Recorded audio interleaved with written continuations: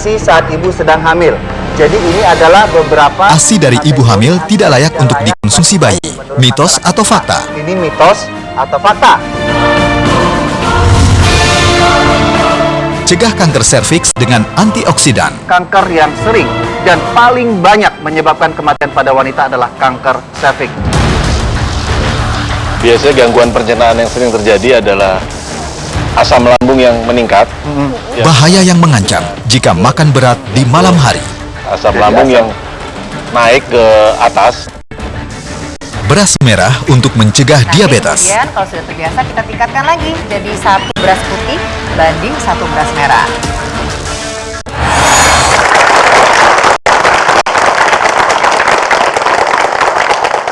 Bicara soal jerawat, ya saya yakin tidak hanya pria, tapi khususnya wanita, bahkan tidak hanya orang tua, tapi juga para remaja. Dan satu hal yang cukup umum dilakukan oleh masyarakat kita adalah saat jerawat itu muncul satu aja, biasanya main langsung pencet, betul?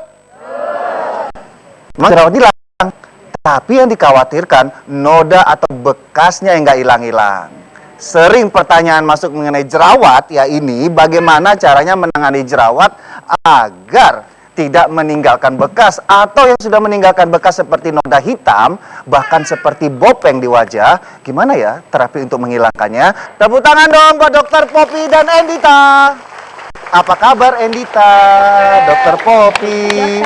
Kita ingin melakukan peragaan tentang jerawat. Waktu puber sama sekarang kehadiran jerawat itu sama-sama mengakibatkan emosional nggak? Sama-sama ganggu dok, nggak Ya. sabar. Jadi kan kalau tipenya kan gede tapi satu, jadi gengges ganggu banget. Ya Dokter Poppy, secara umum kan ada dua hal yang ingin kita sampaikan di segmen ini mengenai jerawat, yaitu pola di mana masyarakat itu kalau udah kehadiran jerawat mau satu apalagi lebih, mau ke dokter mungkin sibuk, macet atau segala macam, akhirnya tangan-tangan geratil ini ya berusaha untuk menekan atau melakukan sesuatu dengan jerawat tersebut, akhirnya menimbulkan bekas. Secara umum penyebab jerawat itu ada empat faktor. Yang pertama yang biasa dikatakan orang itu sumbatan pori. Biasanya sumbatan pori ini adalah keratin yang menyumbat dari kelenjar minyak tadi. Kemudian produksi minyak yang berlebihan atau berlebihan produksi sebum ya. Dan ada juga peningkatan bakteri yang penyebab jerawat, itu yang kita sebut dengan Propionibacterium acnes. Dan akibat ketiga faktor tadi, biasanya dari badan kita timbul reaksi-reaksi peradangan, sehingga timbul jerawat yang gede seperti ini dan merah atau bengkak dan meradang. Kita ingin memperagakan bagaimana biasanya cukup sering dilakukan oleh masyarakat kita kalau jerawat itu udah mengganggu, apalagi posisinya di mana? Kalau sebal tuh posisinya kalau di mana jerawat? Hidung. Ya, soalnya ngalahin mancung hidung ya. Hidung, kemudian di tengah-tengah sini ya.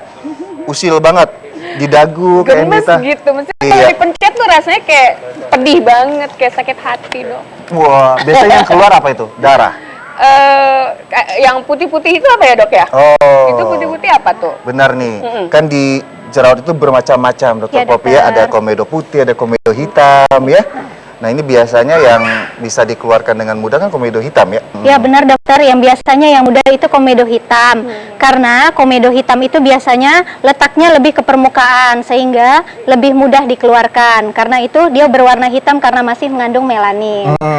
Tetapi kalau komedo putih letaknya biasanya sudah lebih dalam lagi. Jadi memang mengeluarkannya agak susah dan kadang ini yang membuat orang penasaran. Dipencet-pencet ya. Kita punya peragaannya. Di sini ya, ini gambaran dari benjolan jerawatnya ya, atau bahasa medisnya papul. Ya, papul ya, kelihatan penonton? Ya, ini jerawat siapa tadi saya pinjam ya. Biasanya tangan itu gatal, nggak pakai sarung tangan biasanya ya. Main langsung aja. Di kamar mandi bisa gitu ya. Mulai dari bawah ditekan. Gimana caranya isi jerawat ini keluar? Wah, nggak bisa kan, susah. Akhirnya karena ditekan, dipaksa, jaringan di pinggir-pinggirnya rusak. Lepas. Bisa aja ikut lepas. Karena proses peradangan di jerawat ini juga mengganggu elastisitas kulit tadi ya dok ya. Dipaksa nggak bisa, wah pengen coba dengan cara lain. Tekan pas yang radangnya. Yang merahnya itu ya merahnya dok kan ya? yang radangnya. Atasnya Tekan sendiri. Makin penasaran. Tetap nggak bisa. Bingung. Mau ngapain lagi ya? Oh, ada peniti. Ini saya kasih tahu cara yang salah ya. Yang cukup sering dilakukan, bukan anjuran untuk melakukannya. Anggap ini jarumnya atau penitinya. Oh, itu jarum. Gimana caranya ini bisa keluar? Wah. Sobek sana, sobek sini. Wah, tetap nggak keluar. Gencet lagi, makin rusak. Susah. Nggak keluar. Ternyata ini kemungkinan komedo putih nggak keluar ya dok ya. Kalau komedo hitam biasanya dia keluar. Langsung Karena keluar, masyarakat dokter. kita kan nggak tahu mana Nggak komedo tahu. hitam, mana Iya, komedo mana yang putih. putih. Tapi yang pastinya adalah akibat perlakuan yang salah terjadi awalnya adalah kerusakan pada area kulit. Kemudian ya jerawat nggak hilang. Cenut-cenut ada, Cenut-cenut masih ada, ya. kulit rusak ya dok ya. Iya. Kalau saran dari dokter Poppy sebaiknya itu seperti apa? Itu biasanya yang diberikan dokter itu bisa berupa krim atau gel yang mengandung antibiotik. Tetapi ini pengobatan ini juga tergantung kepada tingkat atau keparahan jerawatnya ya. Kalau masih Kalau ringan- kayak Endita, Kalau ini dok kan kayaknya udah terlanjur kebelah ya Iya, kulitnya ya. iya. Udah mana-mana hitam. lihat dikit. Udah hitam. tapi itu masih sedikit Masih meradang sedikit ya. sepertinya, Mbak. Oh itu yang pengobatannya tuh harus apa tuh? Bisa diberikan salep atau gel atau krim antibiotik. Atau untuk malamnya bisa dikasih krim yang mengandung retinoid. Tapi patut diingat ya Mbak, kalau misalnya lagi memakai krim yang mengandung retinoid, itu yang dipakai cuma malam aja, itu Mbak juga harus memakai sunblock supaya reaksi Paginya. dari krim Oke. tidak menimbulkan kemerahan atau terbakar. Oh gitu. gitu. Yang kedua adalah mengenai jerawat yang sudah ditangani tapi meninggalkan bekas. Bekas yang cukup sering adalah noda Hitam. Kita punya contohnya ini ya. Bekas hitam ini jaringannya yang rusak. Yang kedua adalah bopeng. Tergantung jumlah jerawatnya juga.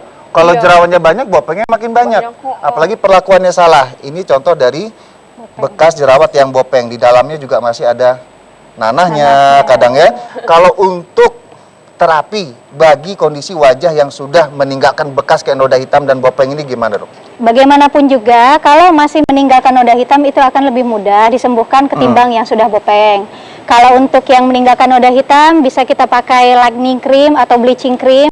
Yang Berarti ada biasanya- untuk pencerahannya ya, Iya, untuk mencerahkannya. Iya benar ya. dokter, pakai krim pencerah. Namun biasanya krim pencerah tersebut juga ada beberapa jenis yang harus dibelikan hanya malam hari. Sehingga paginya selama perawatan noda hitam, kita tetap harus memakai sunblock untuk mencegah agar noda tidak semakin hitam dan juga mencegah efek samping krim malam tadi agar tidak menimbulkan kemerahan. Kalau yang bopeng ini kayaknya ini ada suatu terapi khusus ya. Iya, Tidak benar, hanya dokter. krim. Nah, ini yang sering ditanyakan juga oleh penonton kita. Perawatan untuk bopeng ini katanya pakai krimnya cukup. Nah, ini nggak cukup. Ada terapi khusus. Biasanya di klinik itu dikasih terapi berupa apa, dok? Iya, kalau untuk bopeng itu seperti juga kalau untuk noda hitam tadi ya, ada yang namanya peeling, pengelupasan lewat zat kimia. Tapi kalau scar ini atau yang bopeng ini sudah tidak bisa lagi dengan krim-krim biasa, ibu-ibu. Harus melalui metode prosedur-prosedur tertentu.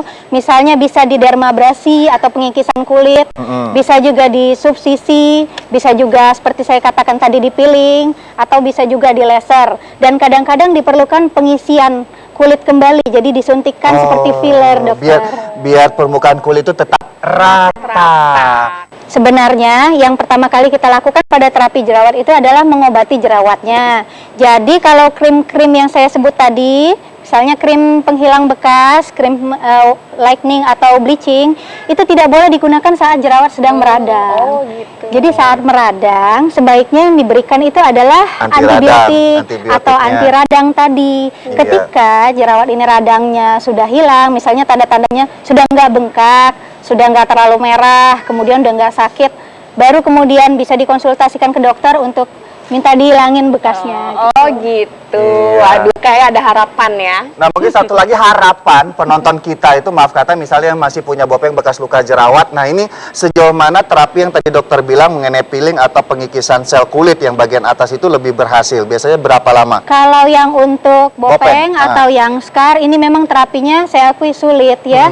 Karena kan memang membutuhkan prosedur tadi, dan biasanya dokter tidak cukup sekali, Ya. jadi tidak cukup sekali dipiling, harus ada interval bulan depan, Ya. kemudian bulan depan lagi. Begitu juga dengan prosedur-prosedur yang lain, misalnya dermabrasi.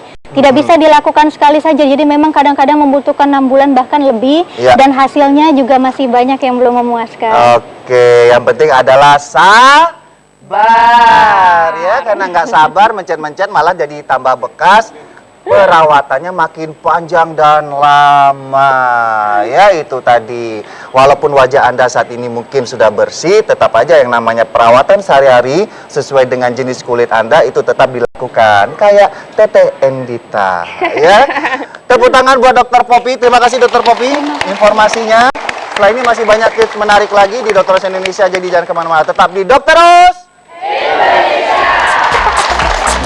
Anda selalu ingat bahwa ASI itu Air susu ibu, ASI, bila disimpan lama akan menjadi darah.